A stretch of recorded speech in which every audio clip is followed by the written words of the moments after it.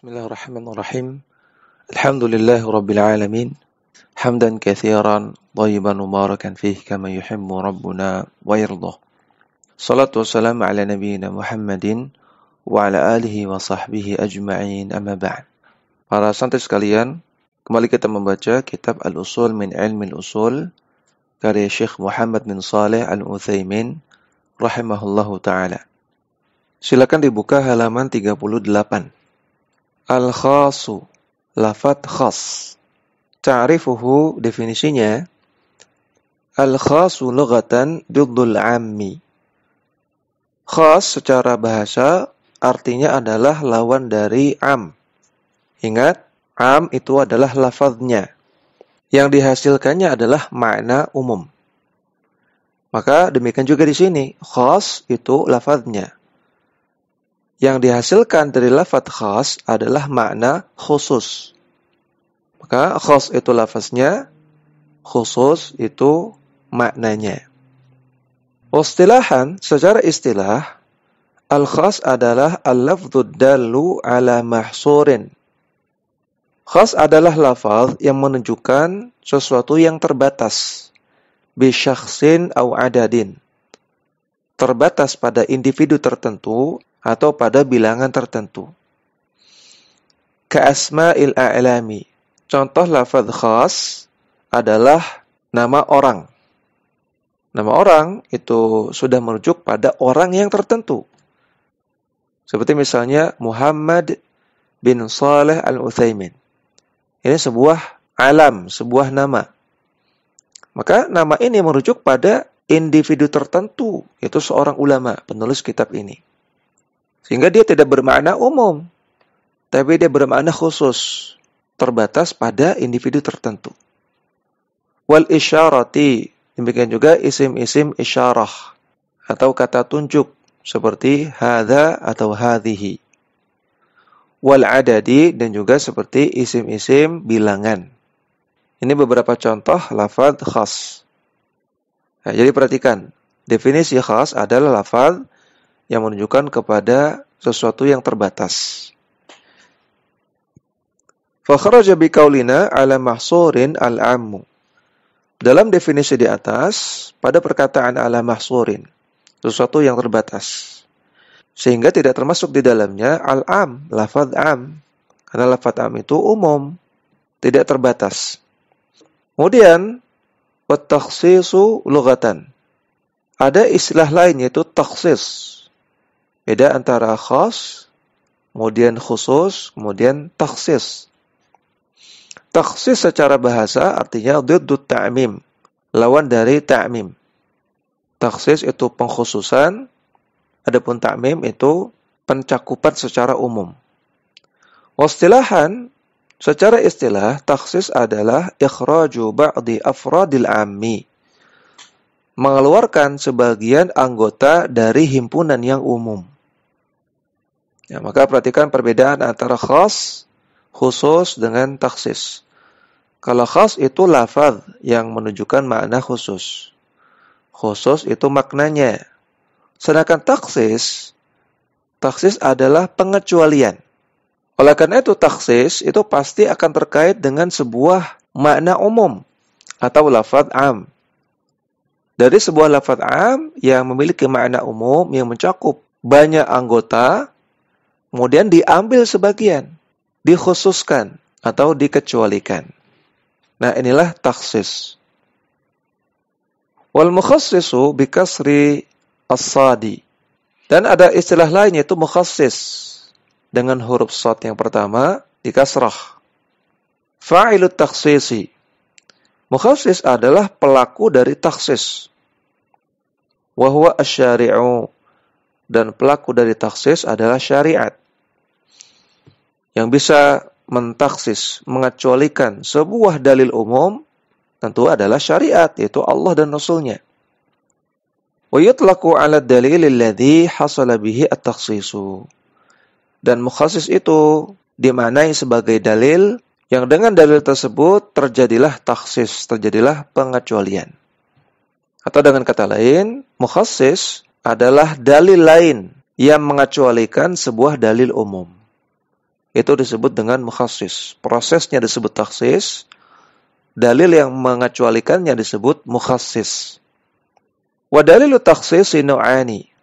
Dan dalil yang melakukan takhsis ada dua macam. Pertama, muttasilun. Dalil yang bersambung dengan dalil umumnya. Yang kedua, wa munfasilun. Dalil yang terpisah dengan dalil umumnya. Fal muttasilu ma la yastaqillu binafsihi. Dalil takhsis yang muttasil adalah yang dia tidak bisa berdiri sendiri. Wal munfasilu ma yastaqilu binafsihi. Sedangkan dalil takhsis yang munfasil adalah yang dia bisa berdiri sendiri. Kita lihat pada contoh supaya lebih jelas. Fa minal mukhassisi al-muttasili. Di antara bentuk mukhassis yang muttasil. Awalan yang pertama adalah al-istithna'u. Istithna. Istithna artinya pengecualian dengan illa atau semisalnya. Jadi ada huruf illa, kecuali. Wa huwa lughatan min ats-tsanyi. Al-istithna secara bahasa dari kata-kata ats-tsanyu. Wa huwa raddu ba'di syai'i ila ba'dihi. Ats-tsanyu secara bahasa artinya mengembalikan sesuatu kepada bagian dari dirinya sendiri. Atau dengan kata lain melipat. Ya, melipat itu kan mengembalikan satu sisi ke sisi yang lain. Contohnya katsanil habli. Seperti melipat tali. Ketika tali dilipat, maka satu bagian tali dikembalikan ke bagian tali yang lain. Wastilahan secara istilah, al-istithna artinya adalah ikhraju ba'di afradil ammi bi illa au ihda akhwatiha. Istithna adalah mengeluarkan sebagian anggota lafadz am dengan menggunakan illa atau salah satu dari saudarinya illa. Menggunakan illa atau huruf-huruf yang semisal dengan illa. Seperti siwa, seperti ghaira, seperti khola, dan semisalnya. Contoh penerapannya, kaqaulihi ta'ala, sebagaimana dalam firman Allah Ta'ala, Innal insana lafi khusr. Sesungguhnya manusia dalam kerugian. Ya, maka ini bentuk lafadz umum. Karena di sini ada alif lam al-istighraqiyah pada kata-kata al-insan. Berarti semua manusia berada dalam kerugian secara umum. Nah, kemudian ada illa. Illalladzina amanu, kecuali orang-orang yang beriman. Wa amilus salihati, dan orang-orang yang beramal saleh. Wa tawassaw bil haqqi, dan saling menasihati dalam kebenaran. Wa tawassaw bis sabri, dan saling menasihati dalam kesabaran. Surat Al-Asr ayat kedua sampai ayat ketiga. Nah, maka dengan adanya illa, yang tadinya semua manusia dalam kerugian, maka dikeluarkan sebagiannya, sehingga dia tidak lagi berada dalam kerugian. Yaitu yang dikeluarkan adalah yang beriman, beramal soleh, saling menasihati dalam kebenaran, dan saling menasihati dalam kesabaran. Maka kita lihat di sini, taksisnya ada pada kata-kata illalladzina amanu wa amilus salihati wa tawasaw bil haqqi wa tawasaw bis sabri. Yang jenis taksisnya adalah berupa al-istithna. Dan ayat yang ketiga adalah mukhassis. Ayat yang kedua adalah ayat yang am. Kemudian mukhassisnya adalah ayat yang ketiga. Kita lihat di sini antara ayat yang am, ayat kedua dengan ayat yang ketiga bersambungan, bersisian. Maka ini adalah mukhassis yang muttasil. Kemudian kembali ke pembahasan definisi istithna. Fa kharaja bi qaulina bi illa au ihda akhwatiha at-takhsisu bisyarti wa ghairihi. Dalam perkataan bi illa au ihda akhwatiha, maka tidak termasuk istitsna kalau ada takhsis yang menggunakan syarat atau yang semisalnya.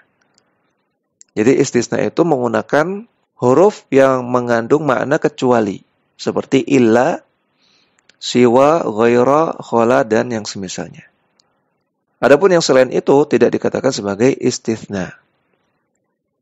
Kemudian syurutul istitsna'i, syarat istitsna. Yusyaratu li sihhatil istitsna'i syurutun. Agar sebuah istitsna itu bisa sah, harus memenuhi beberapa syarat. Minha di antaranya.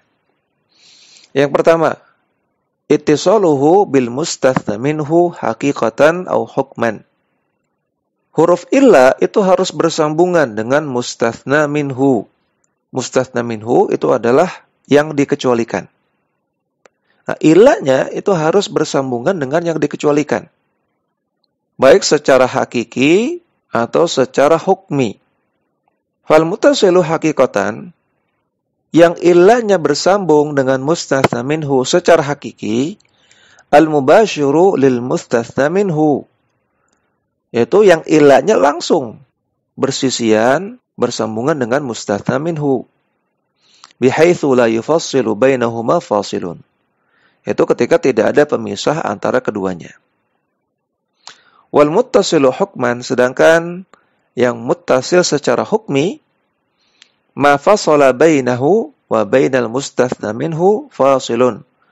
Itu yang terdapat pemisah antara illa dengan mustatsna minhunya. La yumkinu daf'uhu, yang tidak mungkin untuk dicegah. Kas'ali wal atasi, seperti adanya batuk atau adanya bersin. Contohnya seperti mengatakan, murid-murid kelas 6 tidak ada yang absen kecuali Zaid. Nah, maka ini contoh istitsna yang muttasil haqiqatan. Karena setelah disebutkan tidak ada yang absen, langsung setelah itu ada kecuali, tanpa ada pemisah. Contoh yang bersambung secara hukmi, yaitu ketika mengatakan murid-murid kelas 6 tidak ada yang absen, kemudian batuk, kecuali Zaid. Maka ini muttasil secara hukmi. Walaupun ada pemisah berupa batuk, atau bersin, atau yang lainnya yang tidak bisa dihindari, maka perkataan seperti ini tetap dianggap muttasil, bersambung, walaupun bersambungnya secara hukmi, bukan secara hakiki. Secara hukmi artinya dianggap bersambung. Fa in fasala bainahuma fasilun yumkinu daf'uhu. Adapun ketika istitsna itu terdapat pemisah, yang mana pemisahnya itu bisa dihindari, au sukutun, atau ada pemisah berupa diam, maka lam yasiha al istithna'u, tidak sah sebagai istitsna. Mithlu, contohnya, an yakula, kalau ada orang mengatakan, abidi ahrarun, hamba sahaya yang saya miliki, mereka semua merdeka. Tsumma yaskutu, kemudian orang yang mengatakan seperti itu diam dengan jeda yang lama. Aw yatakallamu bikalamin akhara, atau dia mengucapkan kata-kata yang lain. Tsumma yaqulu, kemudian setelah itu dia mengatakan illa sa'idan, kecuali si Sa'id. Ya, contohnya seperti ini. Dia mengatakan seluruh hamba sahaya saya merdeka, kecuali si Sa'id. Nah, ini jedanya lama sekali. Ada diam dulu. Nah, maka perkataan orang tadi, fala yasihu al-istithna'u wa yu'taqu al-jami'u. Tidak sah istitsna yang dia lakukan, tidak sah perkataan illa sa'idan, kecuali si Sa'id, ini enggak sah. Sehingga harus yu'taqu al-jami'u. Semua hamba sahaya yang dia miliki statusnya bebas semua. Sebagaimana perkataan dia yang awal, hamba sahaya saya merdeka. Berarti semua, ini umum. Nah, ketika dia kecualikan, namun ada jeda yang lama, atau dijeda dengan perkataan lain, maka pengecualiannya itu tidak sah. Istithnanya tidak sah. Sehingga si Sa'id juga statusnya bebas. Wa qila yasihul istithna'u ma'as sukuti. Sebagian ulama mengatakan, istitsna itu tetap sah, walaupun ada jeda berupa diam. Awil fasilu, atau ada jeda berupa perkataan yang lain.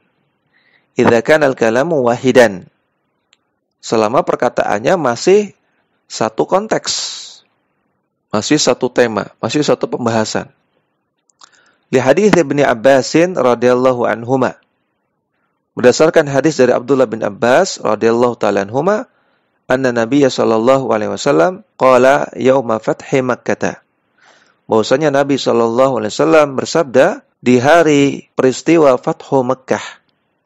Nabi katakan, inna hadzal balada haramahullahu yauma khuliqas samawati wal ardu.